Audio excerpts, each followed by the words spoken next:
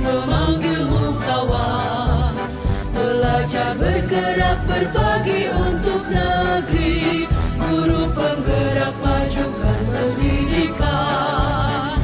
Guru penggerak menghamba pada murid, kreatif rancang pembelajaran.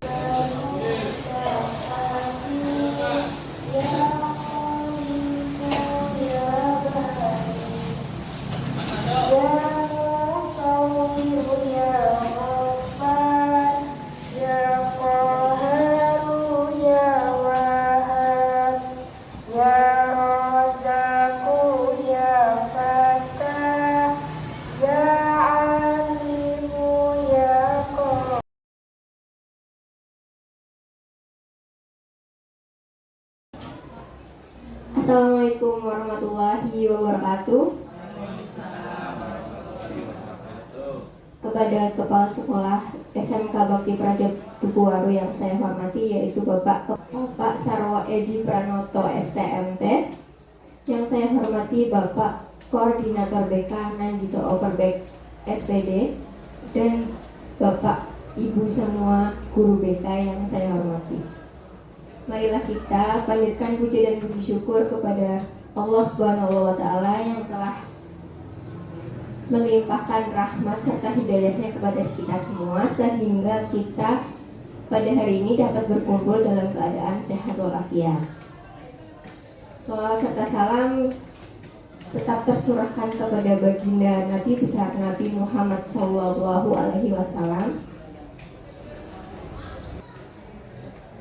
Baik, sebelum acara dimulai, izinkan saya membacakan susunan acara pada hari ini. Yang pertama yaitu pembukaan, yang kedua sambutan, yang ketiga inti, yang keempat tanya jawab, lalu refleksi, kemudian penutup.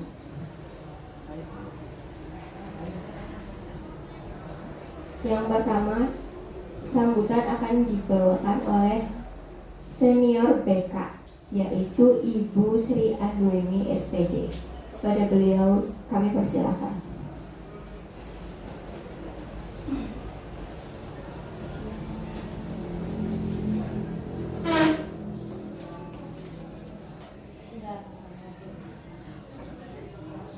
Bismillahirrahmanirrahim. Assalamualaikum warahmatullahi wabarakatuh. Alhamdulillahirabbil alamin wa bihi nasta'in ala umuri dunya wassalatu wassalamu ala asrofil anbiya'i wal mursalin wa ala alihi wa sahbihi ajma'in. Amma ba'd. Rabbi shrah li sadri wa yassir li amri wahlul 'uqdatam min lisani yafqahu qawli.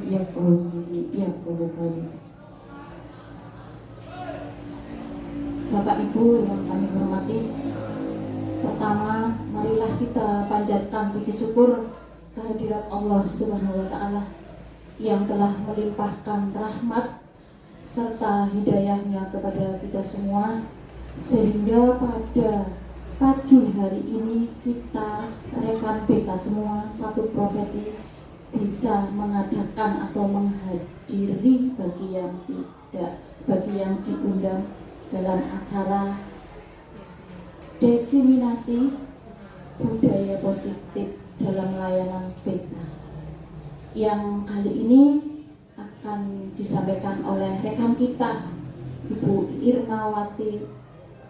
Irna Husnawati SPD. Ibu Irnawati SPD sebagai guru penggerak di SMK kita ini. Sholawat serta salam senantiasa kita curahkan kepada junjungan kita Nabi Agung Muhammad SAW. Ibu bapak yang saya hormati, saya di sini sebagai orang yang mungkin ditunjuk atau dituakan di sini akan menyampaikan atau sekedar ingin berbicara tentang BK. Kami senang dengan adanya sebuah program guru penggerak, apalagi ini di sini lebih khusus di bimbingan konseling, ada yang menjadi perwakilan atau sementara ini sedang menjalani CGP. Kami berharap nantinya rekan-rekan semua itu akan tertular baik ilmunya maupun kinerjanya serta yang lainnya, termasuk budayanya dan lain-lain. Kami berharap untuk Bu Irna yang sedang melaksanakan CGP nanti bisa menjadi motivator kita semua dan banyak menambah wawasan yang lebih untuk rekan-rekan satu profesi, lebih khusus sementara ini di SMK Bakti Praja Dukuh. Bagaimana itu budaya positif, ya, baik menyangkut keyakinan kelas, motivasi kelas, serta kebutuhan dasar dan posisi kontrol guru, segitiga restitusi dan lain-lain itu apa dan bagaimana, serta nanti aplikasinya seperti apa. Jadi kami mohon nanti Bu Irna bisa menjabarkan, bisa memberi contoh, serta sekaligus menggerakkan kita-kita semua yang saat ini belum masuk atau belum termotivasi untuk mengikuti CGP, sehingga menjadi tertarik atau menjadi termotivasi serta dalam pelaksanaan layanan BK kita itu kita bisa menggunakan ilmu, melaksanakan ilmu yang didapat di pertemuan pagi hari ini.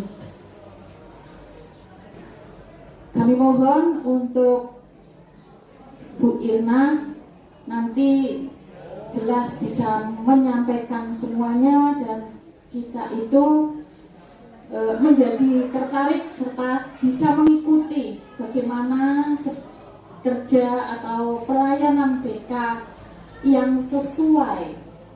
Jadi kita bisa melaksanakan hal itu. Intinya semuanya kami senang dengan adanya teman kita yang menjadi perwakilan CGP di tahun ini, biar BK kita itu tambah maju serta tambah atau lebih berprofesional dalam menjalani tugas sehari-hari di sekolah ini. Saya kira untuk perwakilan dari rekan BK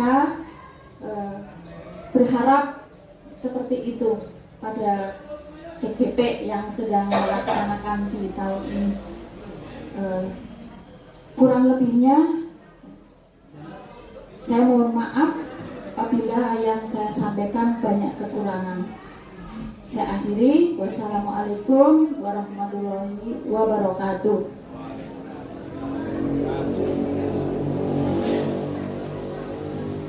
Terima kasih Ibu Sri atas sambutannya.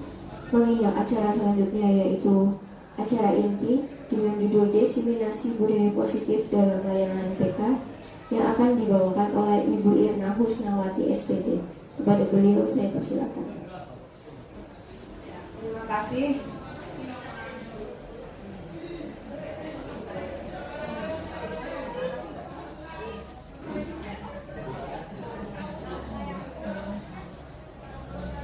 Terima kasih. Alhamdulillah Rabbil Alamin. Wassalatu wassalamu ala asrofil anbiya'i wal mursalin wa ala alihi wa sahbihi ajma'in, amma ba'du. Rabbi zidni ilma warzuqni fahma, Rabbi shrah li sadri wa yassir li amri wahlul 'uqdatam min lisani yafqahu qawli. Amin amin ya rabbal alamin. Rekan-rekanku semuanya, alhamdulillah saya diberi kesempatan untuk berdiri di sini. Bukan berarti saya yang paling pintar, paling mampu atau paling bisa semuanya ya Ibu, tapi di sini satu tujuan kami ingin berbagi sedikit ilmu dari selama menjalani pendidikan guru penggerak. Salah satunya adalah budaya positif. Dan di sini sebetulnya budaya positif itu sudah diterapkan walaupun belum sepenuhnya gitu. Seperti adanya S3, ya kan? S5 ya. S5 terus apa lagi Bu? Di kita Bu, budaya positif. Iya, adanya pendidikan karakter. Terus ada lagi baca sholawat, ya kan? Baca asmaul husna setiap pagi hari, itu sebetulnya sudah budaya positif di sekolah kita gitu. Dan di sini ada 7 poin. Sebetulnya apa ya? Ada 7 poin yang ingin saya sampaikan, yaitu keyakinan kelas, disiplin positif, keyakinan kelas, kemudian motivasi itu ada yang internal, ada yang eksternal, kemudian 5 dasar kebutuhan manusia, kemudian segitiga restitusi, kemudian 5 kontrol kita sebagai guru, itu posisi kontrol kita sebagai guru itu yang ideal itu yang seperti apa gitu. Nah nanti kita akan belajar di sini bareng-bareng ya Ibu ya. Nah latar belakang satu, kenapa saya mengambil layanan BK? Karena satu sudah jelas, saya di sini ditugaskan menjadi guru BK. Sebelum saya menularkan kepada rekan-rekan sejawat yang lain seperti guru atau mungkin staf sekolah, alangkah lebih baik saya mulai dari guru BK dulu, yang satu ruangan, yang satu visi gitu. Nah di sini apa tujuannya? Satu, meningkatkan efektivitas layanan BK, membentuk karakter positif siswa, mampu menciptakan iklim sekolah yang kondusif, kemudian menyelaraskan dengan kebijakan pendidikan nasional.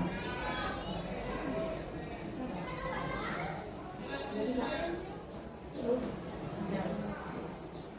di sini kita sudah jelas ya Bu, bahwa fungsi konselor itu tujuannya sangat atau perannya itu luar biasa di sekolah gitu. Kita berada di tengah-tengah, bahkan bisa berperan sangat penting dalam upaya pembentukan karakter siswa. Dan di sini tujuan dari saya menyampaikan ini adalah satu, agar kita sama-sama semakin memahami, bahkan bisa mengimplementasikan budaya positif, memberikan pemahaman yang mendalam kepada konselor sekolah ya mengenai konsep budaya positif dan bagaimana mengintegrasikannya dalam layanan BK.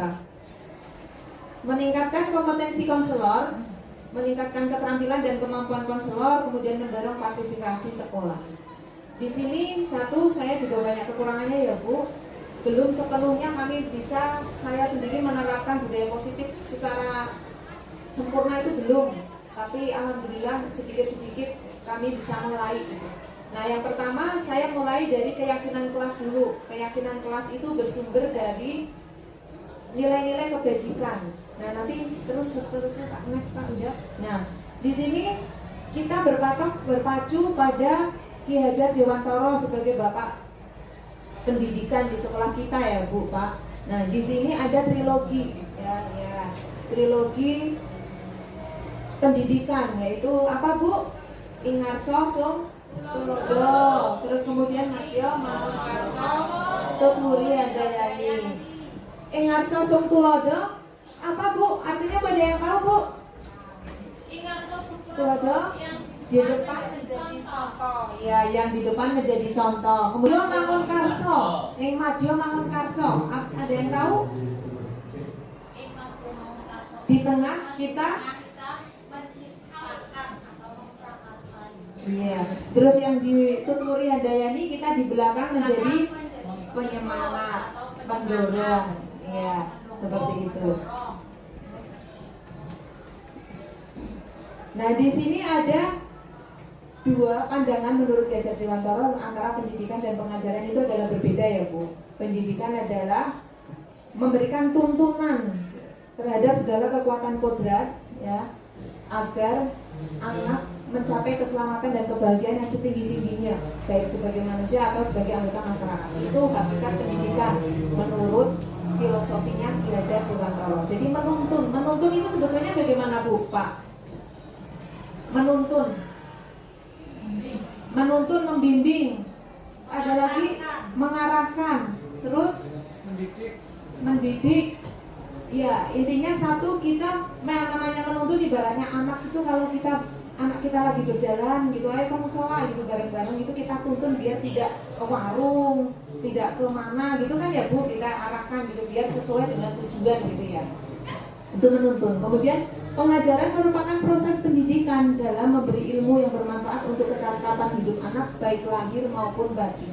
Itu pengajaran. Nah, pendidikan menciptakan ruang bagi guru untuk bertumbuh secara utuh agar mampu memuliakan dirinya dan orang lain dan menjadi mandiri. Itu intinya dari pendidikan dan pengajaran menurut filosofi Ki Hajar Dewantara. Jadi di sini kita dituntut untuk memberikan ruang yang positif, ruang yang aman, ruang yang nyaman, sehingga dengan suasana seperti itu pastinya segala potensi yang ingin kita kembangkan akan bisa maksimal kan, berhasil gitu. Diharapkan seperti itu. Nah, sekarang ada perubahan paradigma berdasarkan pemikiran PHD. Tujuan utama pendidikan adalah menuntun. Nah, di sini Ibu bisa baca ya, seperti tadi yang sudah saya sampaikan bahwa kalau dulu pendidikan itu guru itu adalah sumber satu-satunya sumber gitu. Sumber ilmu itu guru gitu. Guru hanya sebagai penceramah, mungkin tidak, siswa itu kurang terlibat di situ. Tapi mulai sekarang siswa itu punya berbagai macam potensi dan di situ kita harus melibatkan melalui berbagai macam keaktifan gitu. Nah, dengan keaktifan itu, dengan melibatkan siswa sebagai subjek, nah pasti akan lebih banyak berhasil mengenai yang namanya belajar. Kan kita tidak melulu nulis ya Bu, kita melihat akan lupa, kita mendengar mungkin akan sedikit mengingat, tapi ketika kita melakukan, nah itu yang akan kita kena atau kita kuat gitu loh. Apa namanya? Ilmu itu akan lebih menyerap gitu jika kita melakukan. Next.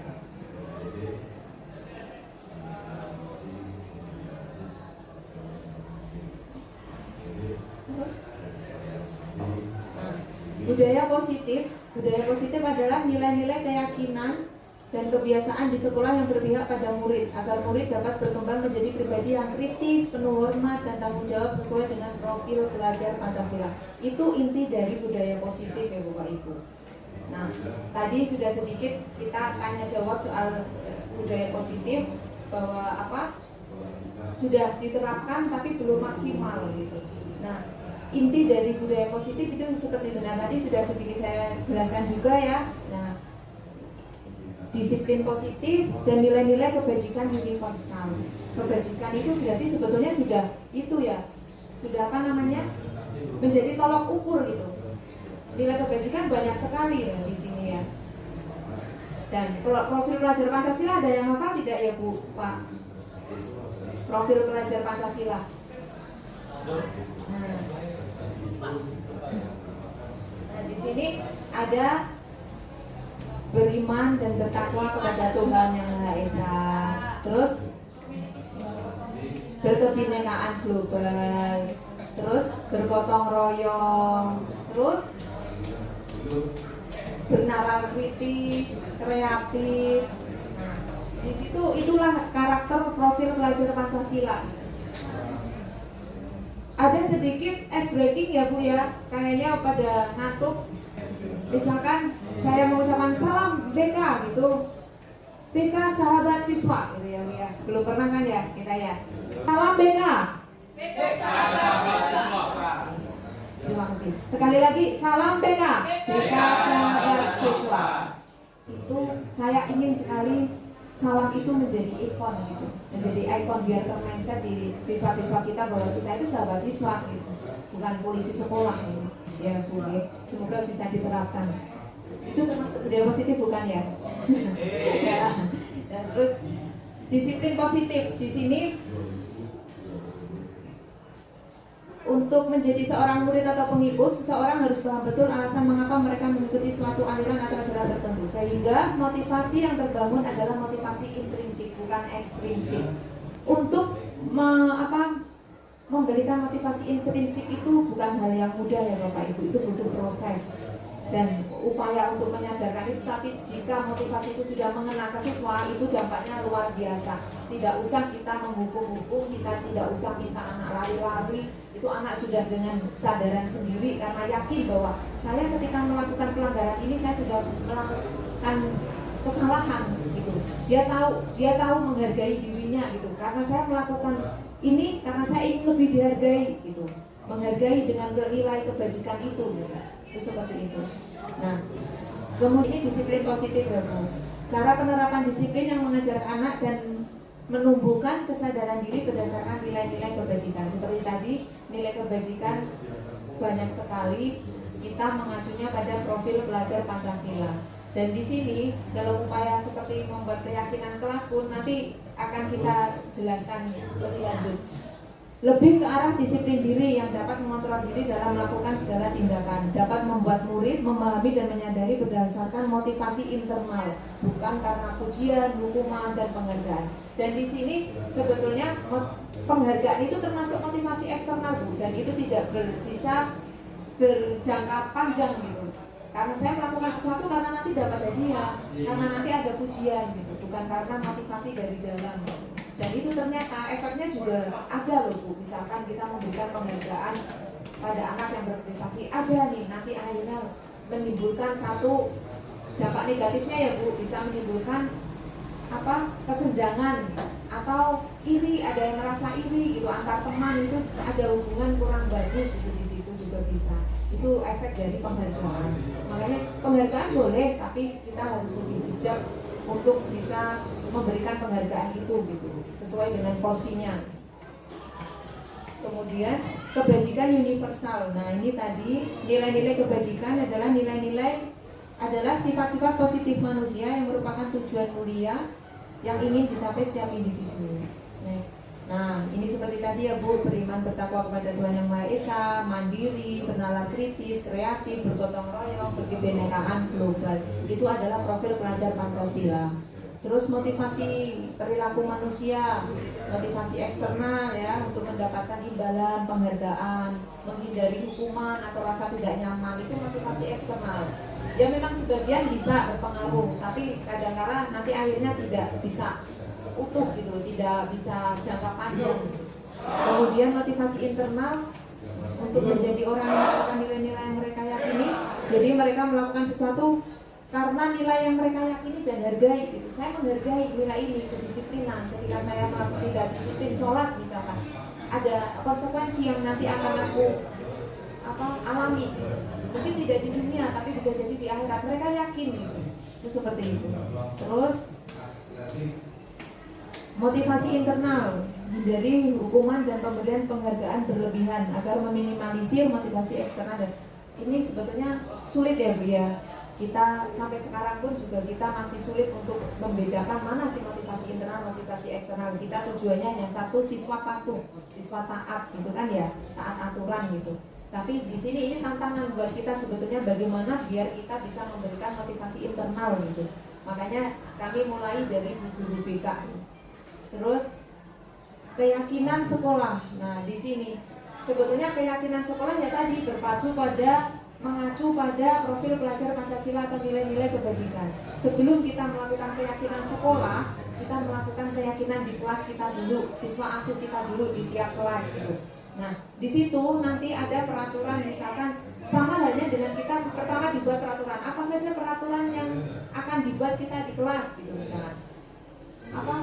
Tidak boleh buang sampah sembarangan, tidak boleh mencontek, tidak boleh mengejek teman. Nah, itu nanti di larangan-larangan itu dari peraturan itu nanti kita dibuat dengan kalimat yang lebih positif.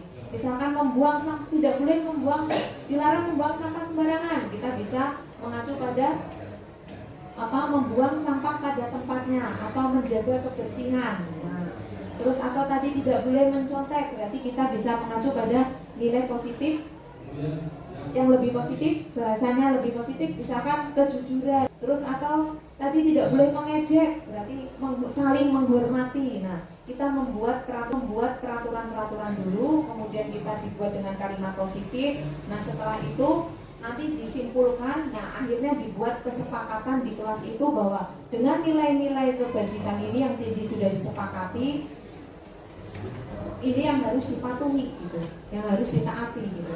Kalau nilai-nilai itu berawal dari siswa, berasal dari siswa, insya Allah nanti siswa mau mentaati gitu. Konsekuensinya apa? Ya konsekuensinya berarti anak itu pasti akan kita kembalikan lagi ke anak.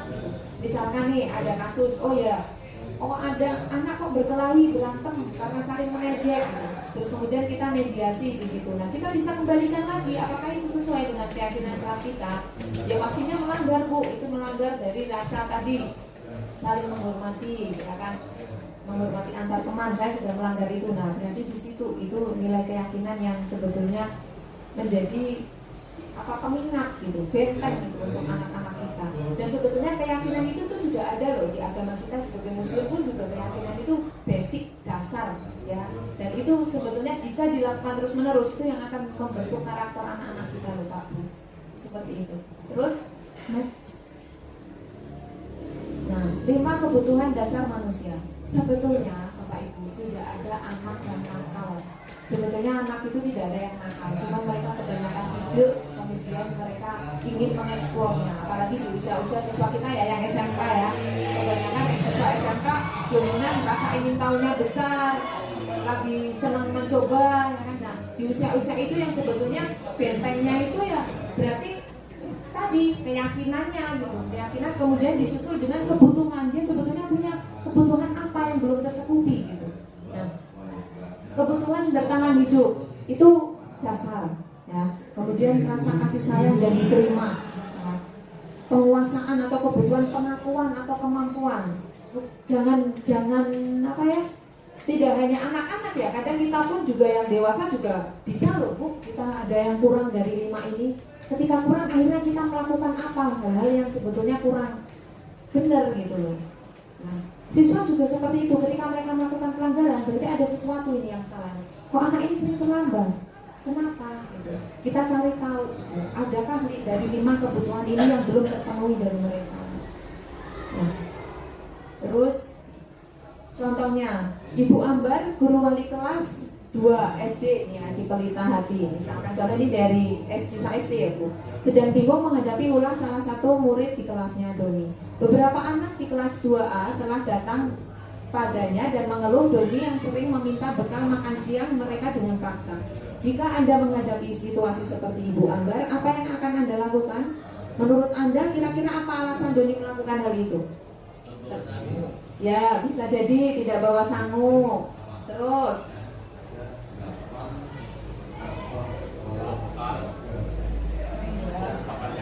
ya, bekalnya masih kurang, merasa kurang. Terus kalau kita menilai dari 5 kebutuhan itu bisa jadi kurang apa Bu? Yang pertama tadi nah, kebutuhan apa Bu?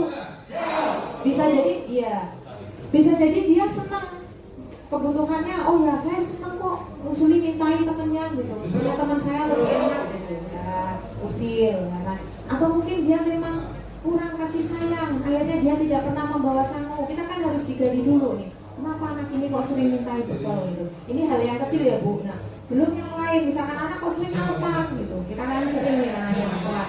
Kita cari tahu dulu backgroundnya dari mana, keluarganya bagaimana, dia dibesarkan di lingkungan seperti apa. Itu penting sekali untuk kita bisa menilai anak itu punya kekurangan di 5 kebutuhan di apa gitu.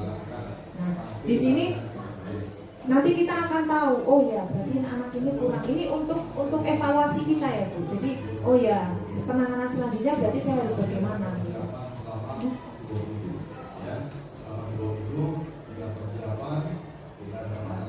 Sekarang posisi kontrol guru. Di sini ada 5 posisi kontrol guru.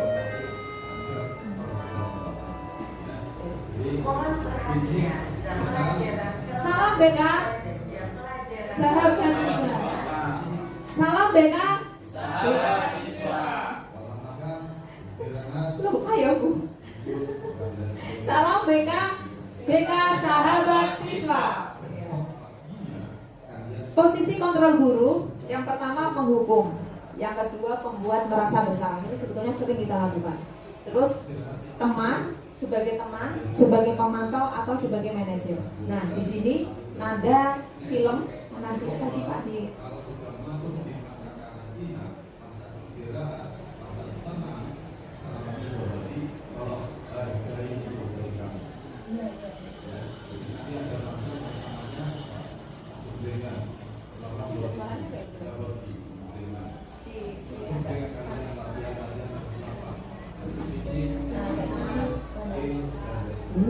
posisi kontrol itu adalah 1.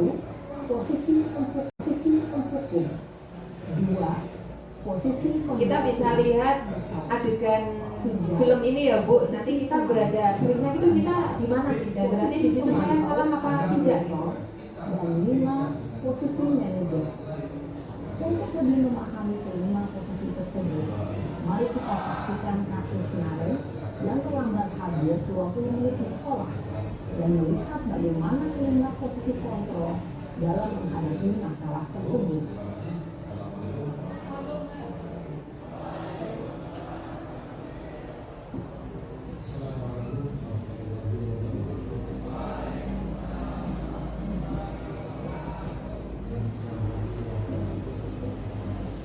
Naren, sini kamu. Selalu terlambat. Kamu deh, pasti terlambat. Maaf Bu, saya Apa? Apa coba? Alasan kamu apa lagi? Kapan sih kamu tidak terlambat?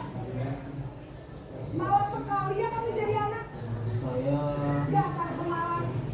Gak kapok-kapok sih kamu. Sudah berapa kali terlambat? Sana, kamu keliling lapangan basket 2 kali. saya harus ke lapangan basket Bu. Kenapa? Kamu melawan ibu. Berani-beraninya jawab. Sudah terlambat, masih berani jawab pula. Sekarang, keliling lapangan basket 5 kali sekalian. Biar kapok. Cepat. Pergi sana ke lapangan basket. Posisi penghukum biasanya berbicara dengan nada tinggi, menghadap, menunjuk-nunjuk, menyakiti, dan menyindir. Hukuman bisa berupa fisik maupun psikis.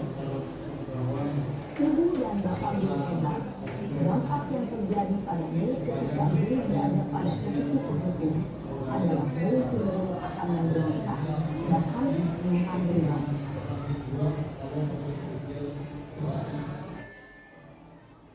Tapi untuk lomba yang sifatnya tim ini pasti perlu yang namanya kerjasama yang baik. Kerjasama tim yang baik. Jangan menonjolkan diri sendiri. Naren, Semua kita adalah satu kesatuan dulu. Naren. Di sekalian adalah membawa nama baik sekolah kita. Ya Tuhan, Membawa Naren. prestasi Kamu sekolah. senang ya bikin ibu susah ya? Pribadi kalian juga. Kalau kamu terlambat, nanti ibu yang kenapa kepala sekolah ya nak. Disangka ibu tidak bisa membina kamu. Duh, gimana ini? Siapkan latihan. Maaf Bu, Duh, Gusti Naren. Kamu suka ya kalau ibu tegur bapak kepala Yang sekolah? sudah diseleksi Terus, sekarang ibu harus tulis apa yang di buku absen? lomba Ini kamu sudah sering terlambat loh. Ibu harus apa coba? maaf Bu, maaf sekali. Ya sudah, lain kali jangan bikin ibu susah lagi ya nak ya. Ibu tidak akan kuat lagi kalau kamu gini terus. Bisa jantungan kalau ibu tegur bapak kepala sekolah. Sana cepat kelas. Maaf ya Bu, maaf sekali. Posisi pembuat rasa bersalah berbicara dengan nada tenang, cenderung lembut, namun kata-kata yang diucapkan membuat murid merasa menjadi orang yang gagal, memandang buruk dirinya sendiri, merasa tidak berharga, dan tidak sanggup membahagiakan orang lain. Ketika guru mengambil posisi pembuat rasa bersalah, murid akan menganggap dirinya yang bersalah dan ia akan menyimpan emosi negatif tersebut di dalam dirinya.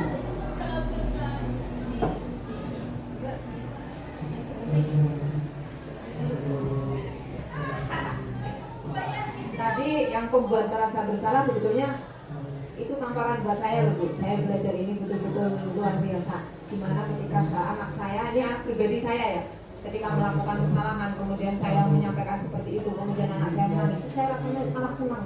Oh berarti dia tahu salahnya, ternyata itu salah. Nah itu saya belajar ini saya baru tahu, oh ternyata selama ini berarti saya itu salah. Apa ya? Anak saya melakukan kesalahan, kemudian saya ngomong pada lebar memberitahu itu sampai anak saya akhirnya nangis, iya bu maaf gitu. Itu saya rasanya di hati itu senang, ternyata itu saya luar biasa. Oh berarti dia sudah minta maaf, dia nangis berarti dia udah tahu kesalahannya. Kita berharapnya seperti itu tahunya ya bu ya. Ternyata itu kurang baik, ternyata itu salah. Kemudian sebagai teman terus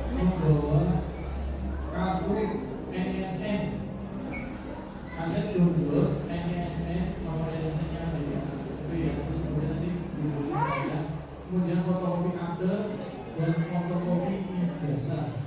Jelas ya? Ini buat kelas 10. Kemudian yang kelas 11 silakan tambah rapor. Iya bu, habis yang saya adalah orang saya bu. Yang kelas 11 silakan rapor paling terakhir beserta laporan tentang siapa oleh guru. Ya silakan nanti raportnya itu bisa kita ke Iya bu, saya sangat banget tadi. ya. Jadi biar pesan Itu kita masyarakat wajib nggak senja bu. terus nanti saat pelaksanaan tolong ijazah asli, kartu asli, rapor asli, nanti mingguan asli. Nanti terpaksa Bisa lah bu. Ya sudah sama sekolah. Ibu jangan sih absen kamu. Kamu ini ada sengaja. Dalam posisi teman, guru berbicara dengan nada suara ramah, akrab, cenderung bersenda gurau untuk menjaga suasana tetap santai. Murid akan dekat dengan guru. Identitas yang tercipta adalah identitas sukses atau berhasil. Namun, perlu diingat, karena ini masih dominan eksternal, maka ada faktor ketergantungan dari murid kepada orang tertentu. Di sini, murid absennya, sehingga di lain waktu, murid bisa berperilaku baik, namun hanya pada karakter tertentu saja.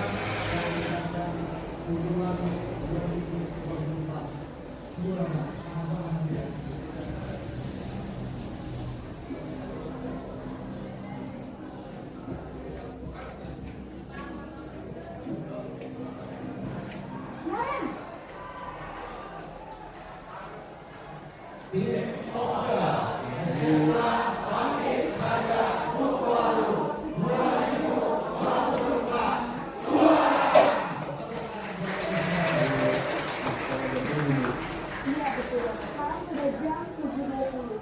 Kemarin sudah tahu konsekuensinya jika terlambat hadir. Paham bu, saya harus tinggal kelas pas jam istirahat selama 20 menit. Iya benar, konsekuensinya demikian. Jadi nanti jam 9.30 pas istirahat, kamu harus tinggal di kelas, kerjakan tugas tambahan untuk ketertinggalan kamu.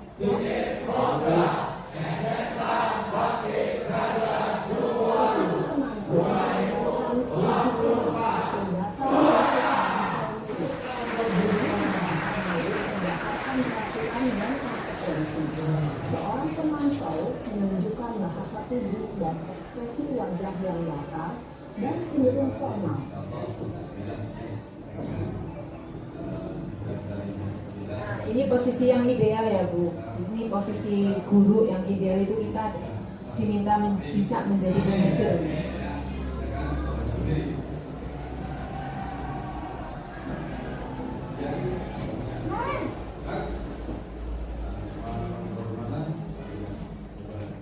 Selamat pagi bu.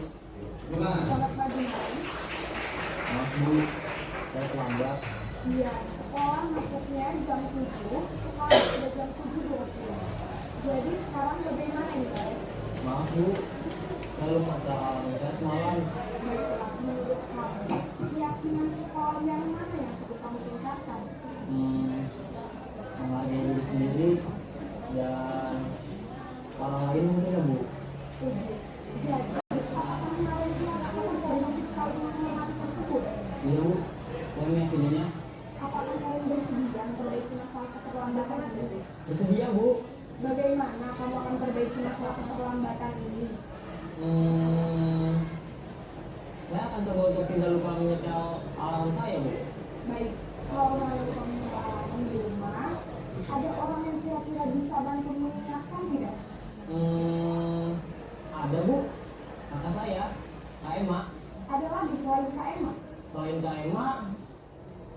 Anda ibu saya. Baik, jadi yang mengingatkan Naren adalah Kak Emma dan Ibu Alia. Kira-kira akan mulai setel alarm kapan nih Naren? Setelah pulang sekolah, akan segera saya lakukan. Baik, jadi Naren akan setel alarm untuk bangun besok pagi dan akan diingatkan oleh kakak dan ibunda Naren ya. Ada lagi yang mungkin perlu dilakukan Naren agar tidak terlambat bangun lagi? Tidak ada, Bu. Baik Naren, terima kasih untuk bersama kamu. Sekarang kamu perlu kembali ke kelas untuk belajar. Baik, Bu. Terima kasih. Posisi manajer adalah posisi kontrol yang disarankan untuk membimbing murid memiliki sikap disiplin yang positif, yaitu murid yang mandiri, bertanggung jawab, dan dapat memecahkan masalah. Tujuan dari posisi ini adalah agar murid dapat berefleksi atas tindakannya. Guru akan dengan tulus memberikan pertanyaan-pertanyaan bermakna, sehingga membuat murid dapat belajar dari kesalahannya dan mencari sebuah solusi untuk menyelesaikannya.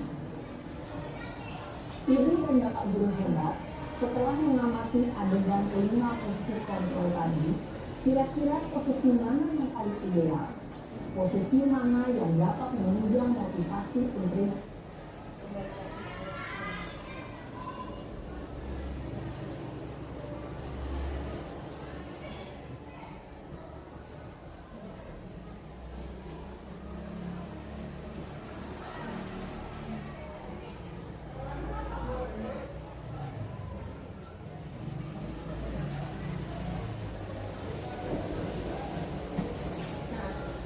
Itu tadi kita sudah melihat ya Bu, adegan berbagai macam posisi kontrol guru gitu, dan kita diminta yang ideal itu kita bisa menjadi manajer.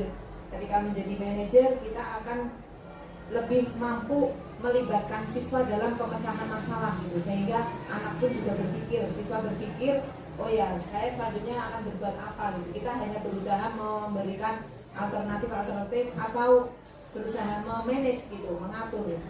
Dan di sini posisi manajer mengacu pada restitusi yang dapat menjadikan murid sebagai manajer bagi dirinya sendiri, sehingga tercipta identitas positif atau berhasil pada diri murid.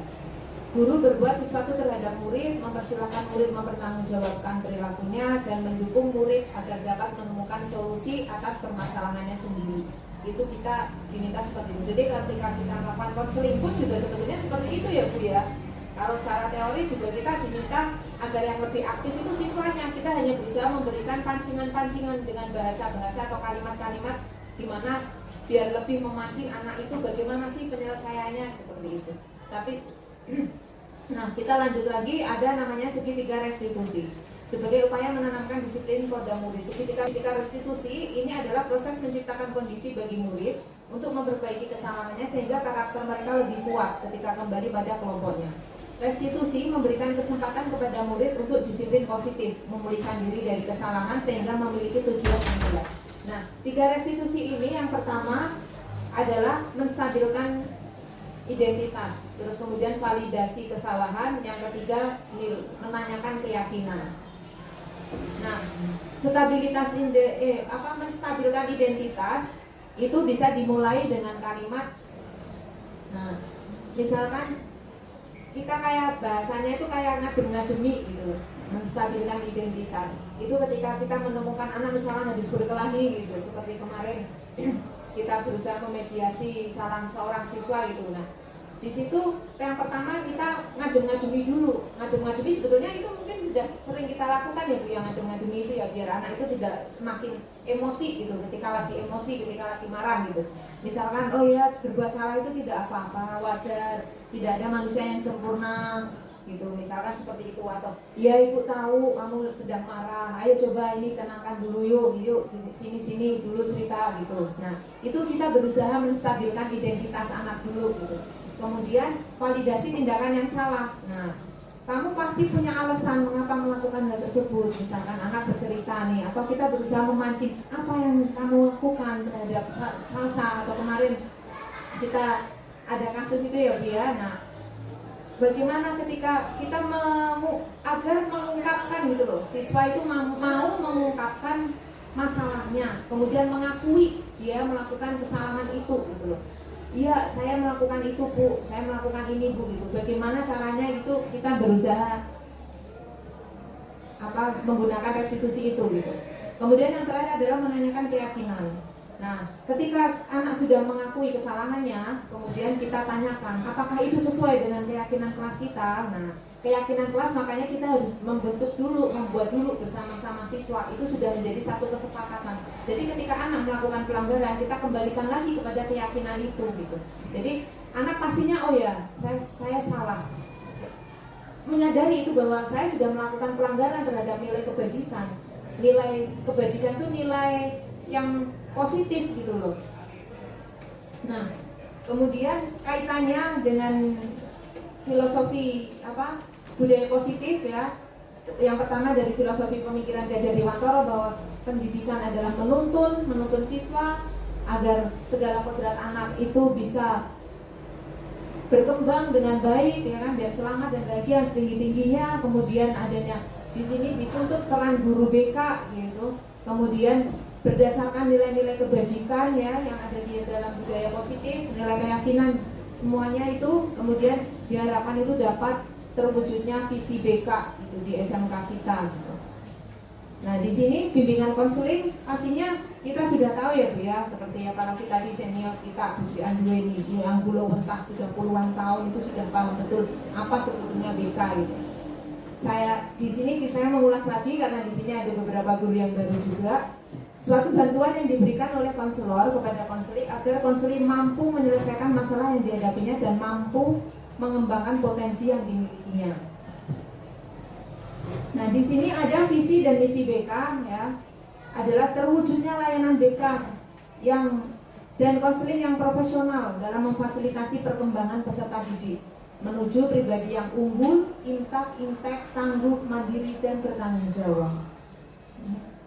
Kemudian bimbingan konseling itu terdapat fungsi, ada asas BK, ada manfaat layanan BK. Fungsi layanan BK ada fungsi pemahaman, fungsi pencegahan, fungsi pengembangan, pengentasan, penyesuaian, perbaikan, penyembuhan dan advokasi. Apa saya jelaskan satu persatu? Ya. Nah, kemudian tadi belum tentang asas.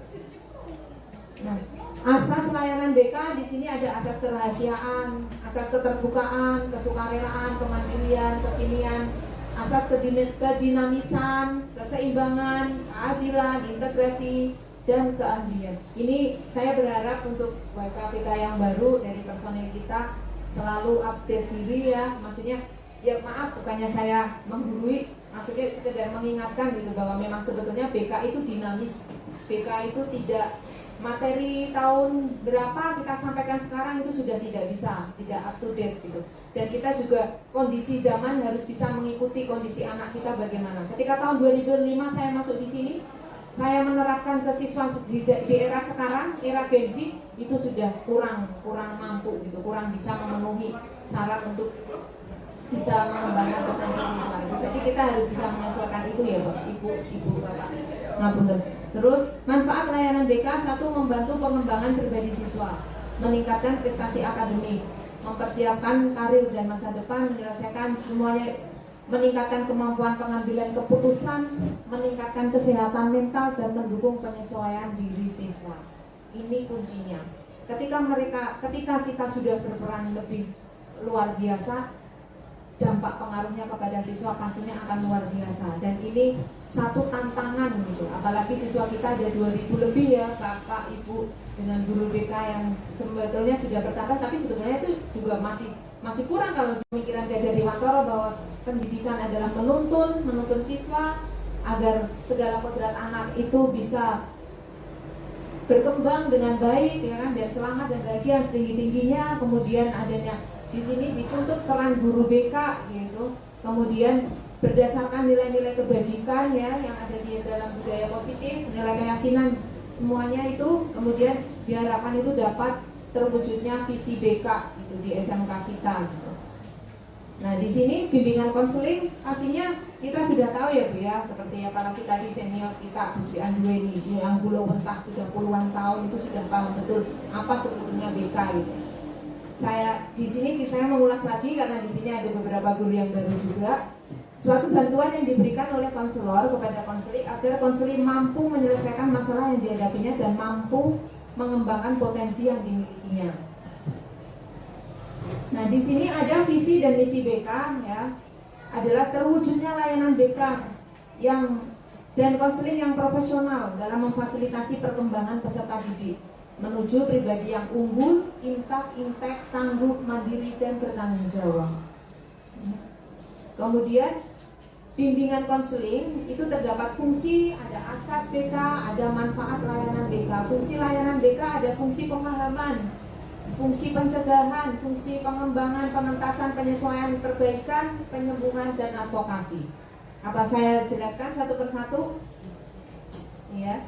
Nah, kemudian tadi belum yang asas.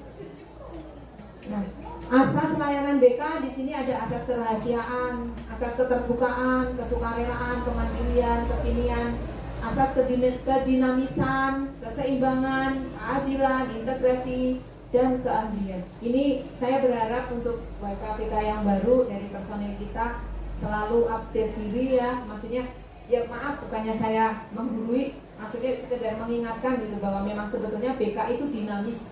BK itu tidak materi tahun berapa kita sampaikan sekarang itu sudah tidak bisa, tidak up to date gitu. Dan kita juga kondisi zaman harus bisa mengikuti kondisi anak kita bagaimana. Ketika tahun 2005 saya masuk di sini, saya menerapkan ke siswa di era sekarang, era Gen Z itu sudah kurang mampu gitu, kurang bisa memenuhi syarat untuk bisa mengembangkan potensi siswa. Jadi kita harus bisa menyesuaikan itu ya Bapak, Ibu, Bapak. Ngapunten. Terus manfaat layanan BK satu, membantu pengembangan pribadi siswa, meningkatkan prestasi akademik, mempersiapkan karir dan masa depan, menyelesaikan semuanya, meningkatkan kemampuan pengambilan keputusan, meningkatkan kesehatan mental, dan mendukung penyesuaian diri siswa. Ini kuncinya. Ketika kita sudah berperan lebih luar biasa, dampak pengaruhnya kepada siswa pastinya akan luar biasa. Dan ini satu tantangan gitu. Apalagi siswa kita ada 2000 lebih ya, Bapak, Ibu, dengan guru BK yang sebetulnya sudah bertambah, tapi sebetulnya itu juga masih kurang kalau dibilang ya. Cuman ya dengan kemampuan kita, bismillah, karena itu kita niatkan di hati. Semoga siapa tahu dari satu anak yang kita bimbing itu besok itu bisa menarik kita ke surga gitu. Diharapkan seperti itu ya, semoga gitu. Jadi niatkan di hati bahwa kita membimbing itu semoga bisa menuntun mereka ke arah yang lebih baik untuk masa depannya gitu. Kemudian fungsi bimbingan konseling, suatu bantuan yang diberikan oleh konselor kepada konseli agar konseli mampu menyelesaikan masalah yang dihadapinya dan mampu mengembangkan potensi yang dimilikinya. Itu tadi ya, ada fungsi pemahaman, ya kan, memiliki pemahaman terhadap potensinya, lingkungannya, kemudian bagaimana mereka harus itu. Terus lanjut, udah sampai sini, maaf. Sudah panjang lebar, ini saya menjelaskan kok sepertinya ini ya capek ya Bapak Ibu ya, atau monoton ya yang saya sampaikan ya. Kita breaking lagi, salam BK. BK sahabat siswa. Ngomong aja. Oh ya, sebentar. Udah seperti itu saja ya Bapak Ibu. Ada yang ingin ditanyakan? Ya, semoga apa yang saya sampaikan, sekali lagi saya di sini tidak bermaksud menggurui. Saya juga masih banyak kekurangannya. Saya juga belum bisa menerapkan 100% apa yang saya sampaikan. Hanya di sini saya berbagi ilmu apa yang sudah saya dapat ketika CGP, dan sebetulnya belajar budaya positif ini saya 2 minggu Bu. Saya berusaha menyampaikan selama 1 jam gitu ya. Mudah-mudahan ada manfaatnya ya Bapak Ibu nggih. Untuk selanjutnya semoga kita juga bisa menerapkan, sebetulnya ini ada juga loh kegiatan untuk segitiga restitusi. Ada kegiatan untuk guru, murid, nanti ada satu kasus, guru penyampaiannya bagaimana ya kan, terus nanti ada observer. Cuman karena waktu yang kurang jadi mungkin bisa lain kali. Seperti itu saja. Terima kasih atas perhatiannya. Salam BPD. BPD pasti bisa. BPD luar biasa. Seperti saja Pak, terima kasih. Wassalamualaikum warahmatullahi wabarakatuh. Pada acara hari ini, terus Selanjutnya penutup. Mari kita alhamdulillah bersama. Alhamdulillahirrahmanirrahim. Sekian dari saya. Wassalamualaikum warahmatullahi wabarakatuh. Ya, Assalamualaikum warahmatullahi wabarakatuh. Kemarin yang sudah disampaikan oleh Bu Ibna dalam acara diseminasi budaya positif itu sudah cukup bagus, dan dalam penyampaian juga sudah jelas. Kami sebagai peserta itu juga sudah cukup jelas, dan yang kami harapkan untuk diseminasi budaya positif itu tidak hanya disampaikan untuk guru BK saja, karena itu manfaatnya banyak. Mudah-mudahan bisa disampaikan pada guru-guru yang lain atau pada acara-acara yang lain, tidak hanya kepada BK saja. Demikian, terima kasih. Assalamualaikum warahmatullahi wabarakatuh.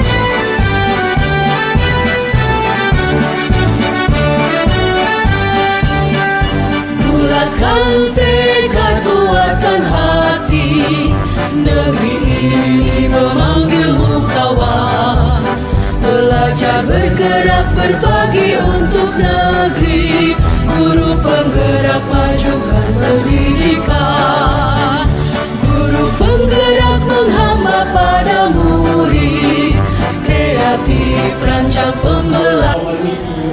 Dari kegiatan hari ini, dari kita pertama membuat peraturan kelas, kemudian kita membuat pengajaran yang positif, kemudian kita menentukan keyakinan pelajar seperti apa. Nah, sekarang Ibu bacakan ya keyakinan kelas yang sudah kita sepakati, yang karena hasil dari kalian ini ya, hasil dari apa yang sudah kalian tulis. Yang pertama, saling menghargai antar teman, tidak menutup kemungkinan di situ juga